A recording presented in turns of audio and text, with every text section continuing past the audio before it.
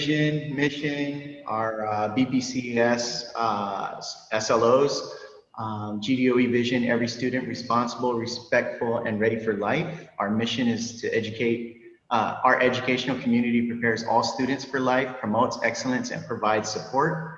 And the mission here at BPCES is to educate, nurture, challenge, and discipline all students to be responsible and productive citizens. And our SLOs are B, become an academic achiever, P, problem solver, C, competent technological user, E, effective communicator, and S, successful global citizen. So online model of learning, what I'm going to do at the end, I will share my interactive classroom and I'll have some links to videos and I'll kind of walk you through that at the end. So home learning online instruction, this is the model of instruction and attendance is 100% online home learning. So students participate in classes and are required to have a computer, tablet, reliable internet access. Additionally, though not necessarily required, access to a printer and scanner is beneficial. So some of the parents I was talking to last night, I recommended to get a printer from Coshules. They had some Canon all-in-one printer for 60 bucks, but they were sold out. So when you see that, we can share it with the group, and that's a really nice printer. I got that at home. So I will work with you on devices. I know there are parents with multiple children in the home, so we can further discuss how we can do that. So just message me offline or after the meeting and we can talk about the devices. I do recommend a laptop. That's probably the best. Chromebook is the most affordable, but either of them are really hard to get because there's a lot of online learners now. So pretty much anything you can get your hands on would be the, I guess, best thing for now. And we'll continue to get better. Expectations. So the students were looking to be on time for the live sessions, submit assigned work on time, follow online rules and expectations, be respectful, be responsible, and do your best. This is open web. This is a classroom with other students in there, and so just being aware and knowing all those things that sometimes can't be erased. So just being very mindful of what you post with the groups. That'll be something I'm going to continually train our students.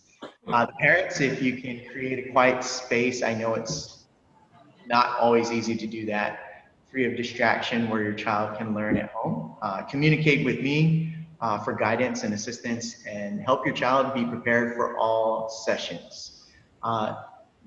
The other thing I like is if you can give me feedback. As a teacher, I love when I come in, I get to see everybody, I get to learn their learning styles. I don't have that.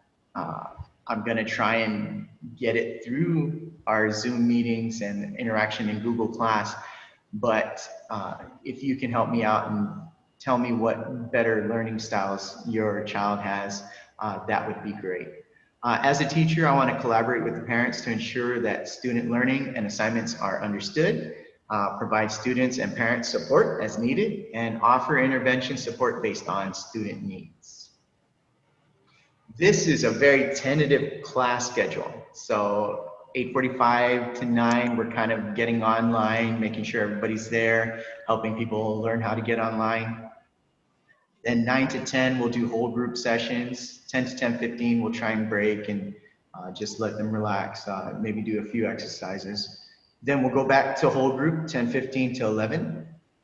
And then Chamorro with Senora Santos, who will be 11 to 11:30. That's a whole group. Then we'll have lunch, and then I'll be working in groups and individuals after that. And this is all very subject to change, depending on if things work out well. Might have to break the whole group into small groups, and I jump around into the groups so they can better work together. So this is just a tentative schedule, and we'll see how that works out. So the live meetings, I'm looking to do everything through Zoom. I paid for this subscription, so I'm unlimited in time. But just having everybody wake up early, log on a few minutes before class starts, hopefully a quiet place, be prepared. So charge batteries. I know sometimes that's difficult. We forget and we wake up and it's dead. So just being prepared for those. Presentation, just wearing appropriate clothes, sitting up in their learning position, and being mindful of how the camera is set up. Mute yourselves. So it's always best to start off muted, and that's how I start most meetings, and then they can unmute and participate as we move around. So always being mindful if somebody else is talking, then we take turns and interact that way. So participation, we're looking for focus, attentive, and active participation. So just like if we were here at school. Chat responsibility. So you can raise your hand, you can wave, and I can try and see. I know it's going to be difficult because I'd have to go through different channels. So we're going to go through that, and it'll be a learning experience for everybody. Communication, speaking clearly, look up when you speak, and stay on topic. And then lastly, just be respectful and be kind. It's tough times for a lot of people, as well as our teachers and everybody here. So being kind to everybody at this time is much appreciated. Next. Okay, so now that concludes the orientation slideshow. The next thing I'm going to show you is the interactive Google Classroom. So you'll have a link to this. This is what my Google Class looks like. So everything here, well, not everything, but a lot of things here have clickable links. So I have the GDOE Tech Standards. If you click on this calendar, it has the school calendar. And then they have a lot of little things that I hope the students will be able to explore, and inspirational videos. Right now, I have chapter 1 of the homework machine up, so students can start listening to that story. We'll try and have chapter books being read, and you can interact. My goal is to be on at least 5 different platforms. Because everybody's going to be on Google. If it crashes, I want to be able to meet on Edmodo. Obviously, we're on Zoom. So meeting on as many channels as we can. So if something happens, if your internet goes out, if your device crashes, everybody will have a backup. And that will be kind of the first 2 weeks. Getting things in place, and then if we have a storm and there's a major blackout for a month, having things in place so learning can continue. So I will do my best to get our students, hello to all the students that are online. I'm hoping to get you prepared for any situation that comes up. I'm very flexible. I understand this is very difficult and very new. So, sorry, let me add a few people to the meeting. Okay.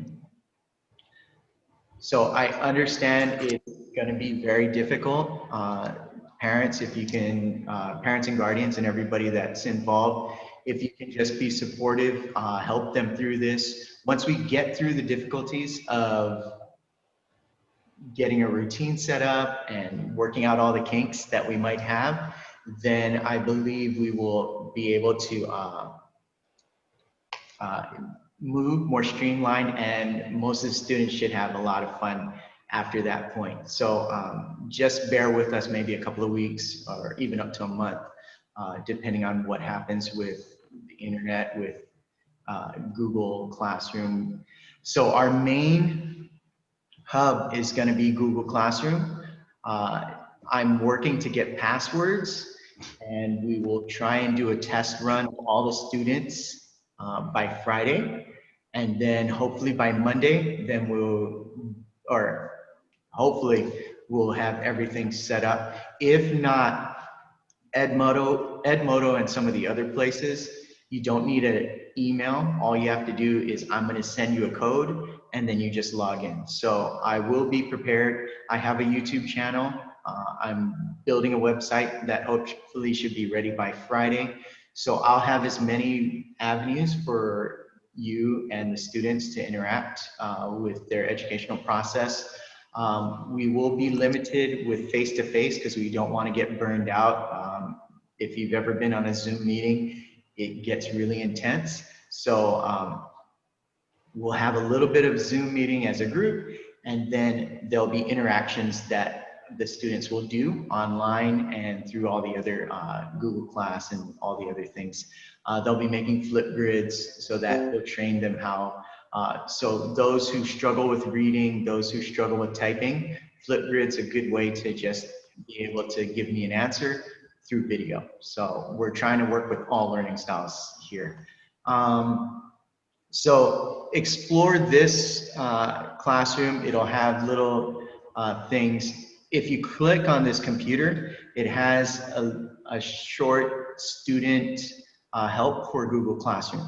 So people who've never used Google Classroom, that's just a quick, this is how we use it. You can't, right now, I can't set up I have the students in, but without their passwords, they can't access it. So I'm working and hopefully we'll get that soon. If not, that pretty much concludes my end of the orientation. If you had any questions or concerns, we can try and do that here. If things don't work out here, like we said at the beginning of the meeting, just message or send me an email. For those of you who just logged in, I know some of you just came in at the tail end. If you can put on the comments for this Zoom meeting the name of the student, that will help me get a record of who came to orientation, so I'm kind of aware. If you missed it, I am recording the whole meeting, so you get to watch everything and all the introductions for the other personnel. So that concludes my end. I will try and entertain a few questions if anybody has any questions. If not, if you are ready to go, I just want to thank you. I want to welcome all the students, those that are here online, welcome parents and guardians and everybody that's helping out with this process.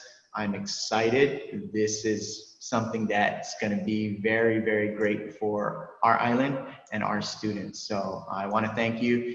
If you are good, you can log off and we can meet Friday. I'll send out a notification right now. I'm working with the other teachers, so we try not to conflict with their meetings. So if you have anything, I'll send an email announcement. If you're not on our parent WhatsApp group, correct contact number, you can email me your number and I can add you to that group.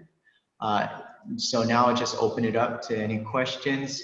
And if there's no questions, thank you all for whoever came in, appreciate it. But if you have a question, the floor is open. Mr. Manuel, can you hear me? Yes.